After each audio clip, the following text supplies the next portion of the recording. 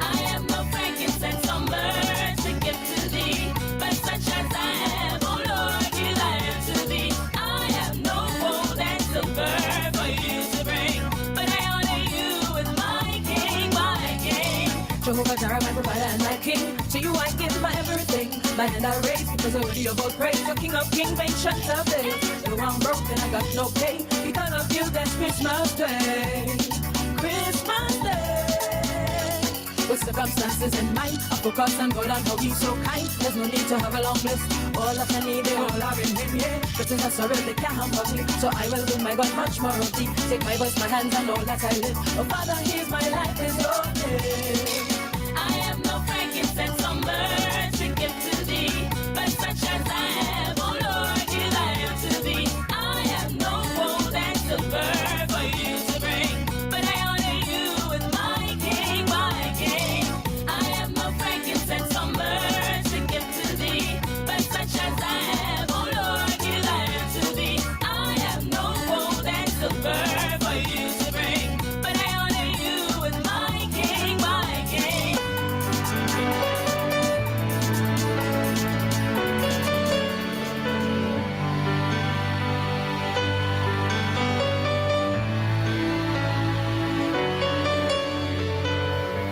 I'm sure he must have been surprised where this road had taken him. 'Cause never in a million lives would he have dreamed of Bethlehem. And standing at the manger, he saw with his own eyes the message from the angel come alive. And Joseph said, why me? I'm just a simple man of trade. Why him with all the rulers in the world? In need of an immigration attorney? Hinkson Immigration Law is here for you. Located at 261 North University Drive, Suite 500 in Plantation, Florida. Attorney Jamal Hinkson is here to assist you with all your immigration needs. He has been an attorney for over 9 years and is a proud member of the American Immigration Lawyers Association. Hinkson Immigration Law offers assistance with family-based filings, visa extension, interview preparation, deportation defense, citizenship, and more. At Hinkson Immigration Law, their clients' needs always come first. For more information, give them a call today at 786-309-7038 to schedule your consultation. Hinkson Immigration Law Firm is ready to help you with all your immigration needs. Hinkson Immigration Law is a proud sponsor of Omega Radio. And now it's time for our proud sponsor, Jamal Hinkson, with Legal Talk, right here on the Station of the Stars. Let's welcome Jamal Hinkson. Good morning, and good morning to all those listening on this great station. My name, as I mentioned, and as you've heard before, my name is Jamal Hinkson. I'm an immigration attorney, and I've been an immigration attorney for over 10 years. Now, the name of my firm is called Hinkson Immigration Law, and my firm is based in Plantation, Florida. However, I have the great privilege as an attorney that practices immigration law to represent individuals not just here in Florida or South Florida, but across the entire United States and really across the entire world. Now, during this segment or these segments, I like to talk about immigration updates, immigration law, immigration frequently asked questions. However, I would like to extend not just me talking about immigration, but to also answer any burning questions that the individuals, listeners, callers, that potential callers that are calling in to ask their questions to as well. Now, the phone line in which you can call, the local phone line here is 954-900-4310. I'm going to repeat it again, 954-900-4310. You can call that number into the radio station and you can come on air and ask me a question. It's a free radio consultation, and who knows, maybe you'll get your answer to what has been burning and bothering you for quite some time, and you can get some reassurance. Or if you prefer to speak to me individually on a confidential matter, because I understand that there are some immigration matters that you don't want to put all your details out there for all people to listen to, you can contact me directly at 786 309 7038. I'm going to repeat it again. This is my office phone number, which is 786 309 7038. Now, you can also get in contact with me on my website, in which you can book a consultation or an appointment. My website address is Hinkson, my last name, HIN as in Nancy, KSON, immigrationlaw.com. HinksonImmigrationLaw.com.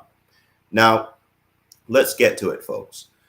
A lot of people are asking me, well, what's going to happen as it relates to immigration due to the change in administration, the upcoming change in administration?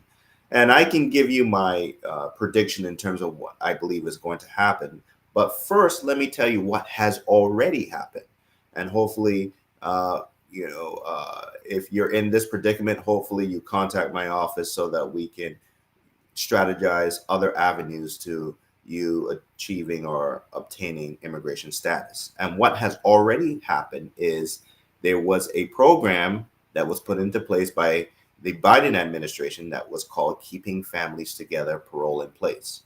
And that program went into implementation in earlier August this year. And essentially, what that program wanted to help with is for individuals who enter the country illegally and have been here for at least 10 years, they could essentially apply for parole, which would permit them to remain in the United States. And if they had a qualifying relative in which petition was filed on their behalf, they wouldn't have to necessarily leave the United States to go to their interview abroad. And then by them leaving, they would also have to apply for a waiver. They could bypass all of that once they were granted parole based on this Keeping Families Together Parole in Place program. That program officially ended last month, November 7th, 2024. A federal judge terminated the program. Now, what that means is that even if you had an application or petition that was pending at the time that the program was still put into place, even though it was pending, it is now considered moot, is now considered terminated because the program officially ended November 7th. So that is an example of something that has already happened, in which, it was it could have been a great tool to help a lot of individuals who were here illegally to remain here in the United States and proceed in obtaining status here in the United States. However, that program ended last month, November 7th. So I like to talk about these updates so that, all listeners can be advised on terms of what's going on with immigration. Now, let me give another important update that just took place December 2nd, so essentially 2 days ago. And that program essentially, it's not a program, but it's just a change in policy. When you are eligible to apply for your green card, and you're applying for your green card here in the United States, the form that you file is called an I-485 application to adjust status. Now, generally, what could happen is that if you are filing this form, you have to file other forms, of course, and other supporting documentation. But one of the things that you did not have to initially submit was an immigration medical. Now, when I meet with my clients, I always advise them that, hey, it may be best to submit your medical along with your application for your green card. But that was not absolutely an initial requirement. Well, folks, as of December 2nd of this year, 2024, immigration has stated that if you are required to do a medical, then you must initially submit that medical along with your I-45 application. Now, let me tell you why this is so important. The reason why this is so important is that if you happen to not notice this new change in USCIS's policy and you submit your application without a medical, what immigration would have done prior to December 2nd of 2024, they would have accepted your application. They would have given you a receipt notice acknowledging that they have accepted your application. And then later on, they may have issued you what is called a request for evidence, a correspondence saying, hey, we need some additional evidence, and that evidence would include your immigration medical, and you needed to submit that medical within a certain time period for us to continue the processing of your application. Now, after December 2nd, if you submit your application without an immigration medical attached to it, immigration has every right not to accept your application, but to reject your application. That means that immigration is not going to acknowledge even the receipt of your application, and you're going to have to refile your application along with your immigration medical attached to it. So that is an important change. And I hope to all those listening, you take that into consideration if you're thinking about filing for a loved one, or you're thinking yourself about filing for status here through the process of an adjustment of status application. So that's a recent change that has just taken place. Now, on that topic, I want to talk about, correspondence from immigration. As I mentioned, if you don't submit the initial documents to immigration, immigration has every right to reject your application, meaning that they're not even going to accept it or acknowledge receipt of it. And what that means is that if they reject it, that means you have no pending application before United States Citizenship and Immigration Services for some type of immigration benefit. So that would put you in a really bad position because you have no position, you have no pending application or any form of immigration relief before USCIS. Another correspondence that immigration may issue to you is what is called a request for evidence, in which they do acknowledge that there was an application or petition that they have received and they have accepted. Now, they haven't granted it, and in order for them to continue the processing of adjudicating that petition or application, they are requesting additional evidence. Now, typically, when they issue this request for evidence, they they give a deadline for you to submit those documents by, or whatever evidence that they're requesting. And it's very important that you take notice of the deadline date to adhere. Now, if you do not adhere, and let's say you submit the supporting documents to which immigration requires or requested after the deadline date, even though they would have received it, they have the option, and sometimes they utilize that option to actually deny your application. And the reason why denying is not that you're not eligible for the relief or the immigration benefit, but you did not comply with their deadline. Now, another example in which I've seen sometimes in these requests for evidence is that immigration could be requesting not just one form of evidence, but they could be requesting multiple things from you in order to process or to continue to process your application. Now, if you only submit, let's say they requested 4 things from you and you only submit 2 things within the deadline, and you're working on submitting the other 2 things, immigration a lot of times will say, hey, if you submit the required documentation, let's say a partial of the documents required, and you do not give any reference to that you're submitting additional documentation, we have every right to utilize what you submitted as your final submission. And therefore, because you did not submit the other required documentation from which we requested of you, we're going to deny your application because, once again, you have not adhered to our request. Now, it's very important when I'm dealing with clients, because a lot of times clients come to me because they already submitted their documentation to immigration, and then they get hit with this request for evidence. And then that's when they come to an immigration attorney such as myself to say, hey, Mr. Hinkson, what do I do from here? Now, sometimes immigration does give ample time for me to review the documentation and go over it with my client so that we could submit everything in time. However, there have been some rare cases where the documentation that immigration is requesting is it's going to take some time to submit, and we're not going to be able to submit it within time. I wouldn't just leave it like that and just say, well, we submit what we can and leave it as so. But whenever we're responding to this request, it's always important to give a written explanation as to why you may not have all the documentation which immigration is requesting, and that you're requesting an extension of time.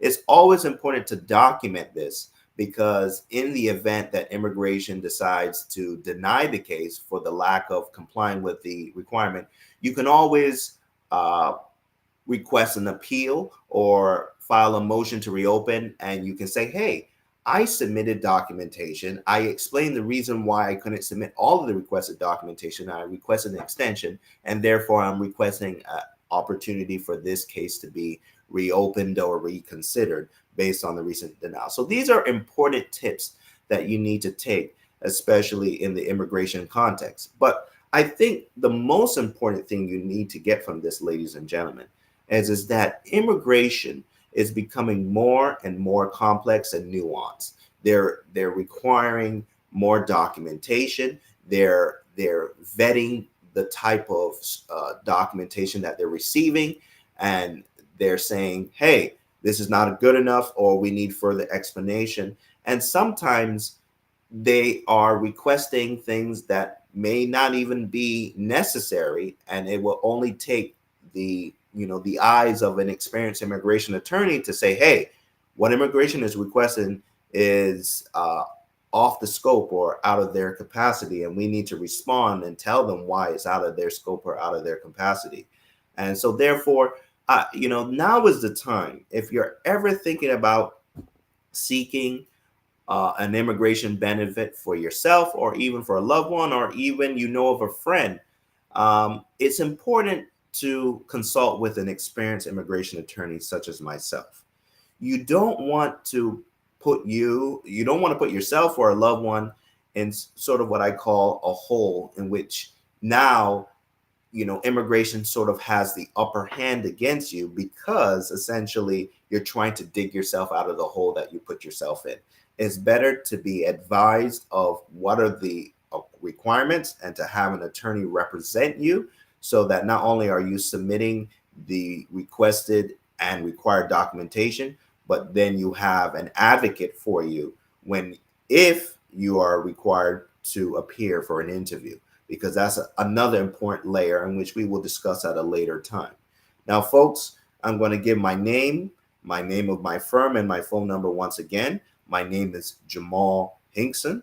The name of my firm is Hinkson Immigration Law, and my firm is based in Plantation, Florida, and my phone number is 786-309-7038. Once again, it is 786-309-7038. What is so good about that phone number too, ladies and gentlemen, is that it's a WhatsApp enabled number. So if you or a loved one are listening and you're overseas and you utilize WhatsApp, you can also get in contact with me through that WhatsApp enabled number. So once again, my name is Jamal Hinkson. I am an immigration attorney here based in Plantation, Florida, and I would appreciate, and I think it's even more important, that you consult with an immigration attorney such as myself, so we can help you or your loved ones achieve immigration status here in the United States. It's been a pleasure, and I hope to speak to everyone next week. Have a great day.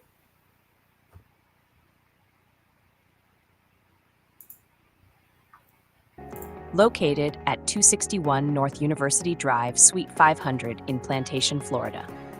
Attorney Jamal Hinkson is here to assist you with all your immigration needs. He has been an attorney for over 9 years and is a proud member of the American Immigration Lawyers Association. Hinkson Immigration Law offers assistance with family-based filings, visa extension, interview preparation, deportation defense, citizenship, and more. At Hinkson Immigration Law, their clients' needs always come first. For more information, give them a call today at 786-309-7038 to schedule your consultation. Hinkson Immigration Law Firm is ready to help you with all your immigration needs. Hinkson